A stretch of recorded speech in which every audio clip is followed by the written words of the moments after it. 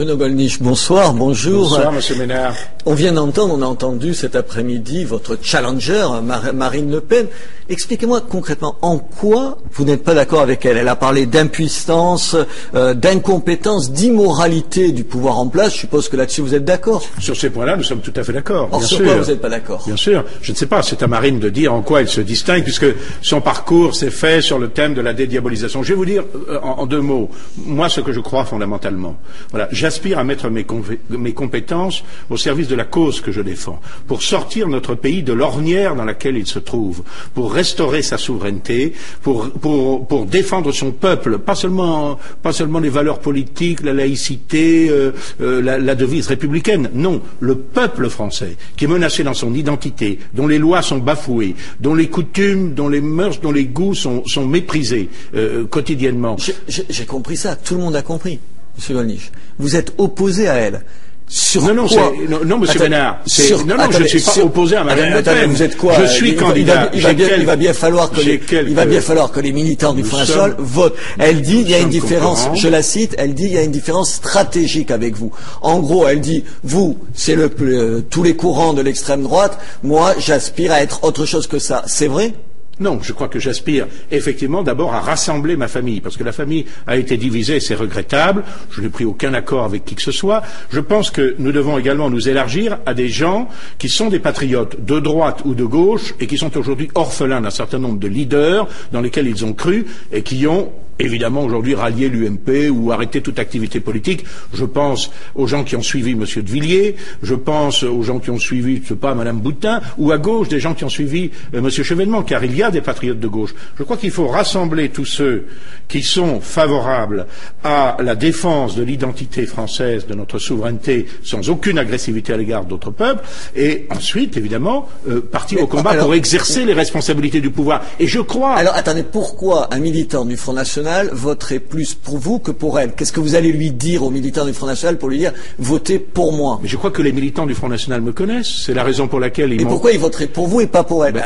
Attendez, c'est la raison. Qu'est-ce que vous n'aimez pas chez Madame Le Pen? C'est la raison pour laquelle les militants du Front National, au cours des 3 derniers congrès, m'ont placé en tête de leur suffrage. Je crois qu'ils me créditent d'avoir une résistance totale au politiquement correct, d'avoir servi cette cause avec loyauté et fidélité, d'avoir un certain nombre, Ce qu'elle n'a pas fait? Je ne sais pas. Attendez, vous savez bien quelque chose. Je ne sais pas. J'ai lu dans la presse, par exemple, que Marine voulait dédiaboliser, déringardiser. Vous venez de me dire que Marine... Qu'est-ce que ça veut dire, dédiaboliser, déringardiser? Dit que j'aspire à réunir l'extrême droite, mais voyons. Je ne me suis jamais considéré comme extrémiste, ni le camp auquel nous appartenons. Nous sommes la droite sociale, nationale et populaire. Voilà. Et précisément, moi, je lutte. Je saurais pas.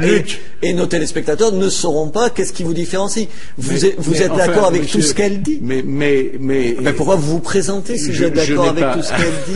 Vous aurez l'occasion. Je comprends pas. Vous aurez l'occasion, Monsieur Ménard, de lui poser la question. Non, mais je vous la pose à vous. Pourquoi cette question? Pourquoi cette question n'est-elle jamais posée qu'à moi et pourquoi cette question ne lui est-elle jamais posée? Je vous garantis que je la lui poserai. Aujourd'hui, c'est vous que je reçois, donc c'est à vous que je la pose. Bien sûr. Si c'est de dire que précisément ce à quoi j'aspire, c'est de réunir l'extrême droite, ça veut dire d'une certaine façon qu'on se situe par conséquent dans l'extrémisme. Je ne me suis jamais situé dans l'extrémisme. Alors, je pense,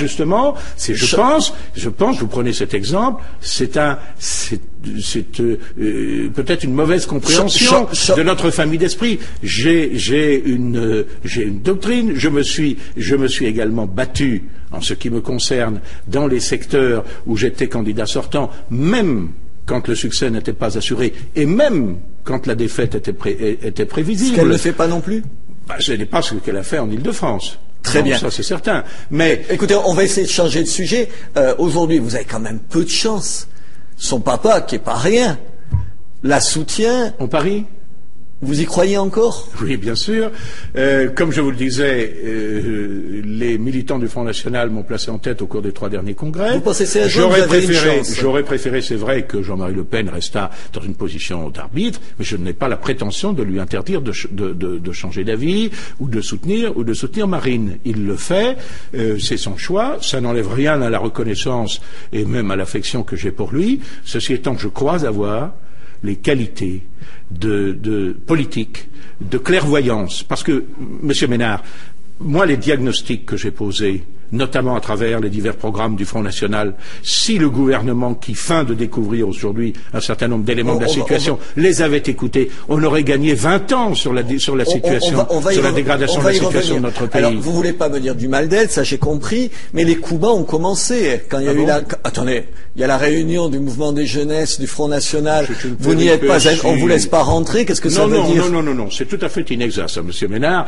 Non, je n'ai pas été convié, parce que, bon, je n'ai pas été vous convié. Vous êtes le numéro 2 du parti, on vous convie pas. Merci, Monsieur Ménard. Mais elle, on la convie. on la convie. Merci, Monsieur Ménard. Mais elle, on la reçoit. Merci, Monsieur Ménard. Mais elle, on la reçoit. Attendez, laissez-moi vous répondre, parce que si vous faites les questions et les réponses, merci de prendre à cœur mes intérêts comme vous le faites. J'y suis extrêmement sensible. Pour moi, l'incident est clos. Et j'étais au même moment dans le sud de la France, notamment à Toulon. J'ai participé aux cérémonies de la libération de Toulon. J'ai rencontré le bureau départemental. Est-ce que ça veut pas dire que contrairement à ce que vous affirmez en disant nous on n'est pas comme l'establishment, au fond les luttes d'ego, les luttes de pouvoir c'est les mêmes au Front National, à l'UMP, au PS. C'est pas ça que je reproche principalement à la classe politique. C'est pas qu'il y ait des ambitions contradictoires.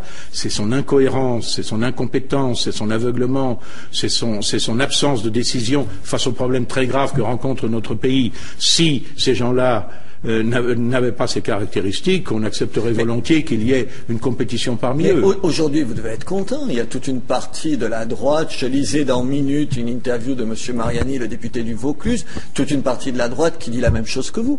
C'est la raison pour laquelle je dis qu'il faut nous ouvrir à des personnes qui, de plus en plus, je pense, vont quitter les partis traditionnels pour nous rejoindre. Mais c'est curieux parce qu'on m'accuse d'une part de vouloir réunir seulement d'après ce que vous m'avez dit, seulement une frange tout à fait extrémiste, un petit carré, et d'un autre côté, on m'accuse aussi de vouloir pratiquer cette ouverture. Alors, encore une fois que les choses soient claires, je veux rassembler toute la droite sociale nationale populaire, et je veux rassembler les Français autour d'un projet pour sortir notre pays de la décadence dans laquelle il se trouve. Quand vous faites de l'humour, je vous cite en disant les Roms ont qu'à aller sur la place Saint-Pierre de Rome, honnêtement, est-ce que c'est pas déplacé? Vous êtes universitaire, est-ce qu'on fait de l'humour sur des gens qui vivent, quoi qu'on en pense, des conditions très très difficiles? Est-ce que vous regrettez pas ce mot d'humour? Je faisais de l'humour par rapport aux positions du clergé, qui comme beaucoup... Est-ce que c'est pas mal placé? Est-ce que c'est pas mal placé? Je faisais de l'humour sur la position d'un certain nombre d'humanitaires ou de gens qui font de la générosité, souvent en tirant des chèques sur les autres.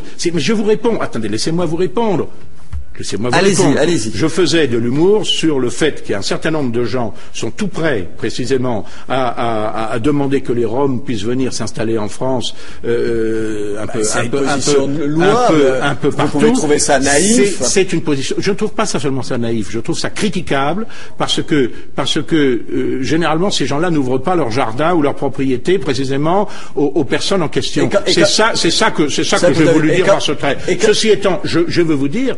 Je regrette ce propos, mais pas du tout pour les raisons que vous avez indiquées. C'est parce que on m'avait dit, mais le pape a condamné l'attitude du gouvernement français, il a condamné Nicolas Sarkozy, il a condamné l'attitude à l'égard des Roms. Or, je me suis rendu compte après coup qu'il n'avait pas parlé de Sarkozy, qu'il n'avait pas parlé du gouvernement français, qu'il n'avait pas parlé des Roms. Et quand Jean-Marie Le Pen préfère voir des vaches que des Arabes, vous trouvez ça bien? C'est son droit. C'est monstrueux. C'est son droit, mais moi je défends, comme Le Pen d'ailleurs, je défends les Arabes chez eux. Nous avons été contre la guerre d'agression contre l'Irak.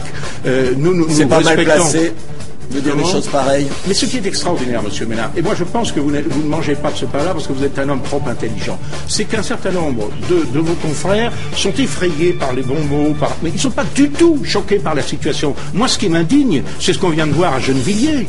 C'est incroyable cet attentat, ce guet-apens contre des policiers. Ce que cela révèle de l'évolution de notre société. Ça, c'est moi qui m'indigne. C'est pas les bons. C'est ce qui m'indigne. C'est pas les bons mots de Le Pen. Bruno Gollnisch, merci. Merci.